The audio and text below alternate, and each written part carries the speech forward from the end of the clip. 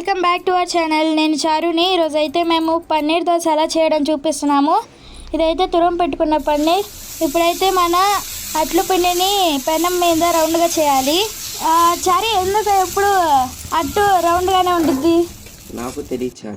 ఇప్పుడైతే అట్టు మీద మనం తురుము పెట్టుకున్న పన్నీర్ని జల్లుకోవాలి. తర్వాత మీకు చాలా రెస్టారెంట్ స్టైల్లో కావాలంటే మీరు క్యారెట్స్, ఆనియన్స్ వేసుకోవచ్చు. ప్రజెంట్ మా ఇంట్లో లేవు కాబట్టి మేము ఇలా చేస్తున్నాము. మీరు కారం ఉప్పుకి బదులుగా కారపొడి కూడా తీసుకోవచ్చు. ఇప్పుడైతే మేము కారం ఉప్పుని తీసుకున్నాము, అది దాని మీద చల్లేసుకోవాలి. ఇప్పుడు మేమైతే నెయ్యి తీసుకున్నాము. మీకు కావాలంటే మీరు ఆయిల్ కూడా యూజ్ చేయొచ్చు. మేము సమ్మర్ మార్నింగ్లో నెయ్యి ఇంత ఎక్కువ తీసుకుంటున్నారు అనుకుంటారేమో, కాదు, సమ్మర్ అయినా టేస్ట్ కోసం తీసుకున్నాము. ఇప్పుడైతే కొంచెం ఆయాక మన అట్టు తీసే దాంతో ఒకవైపుకి వేసుకోవాలి.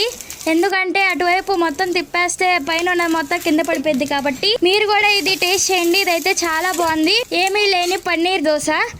మీకు నచ్చినట్లయితే like, share, comment, subscribe. Bye bye.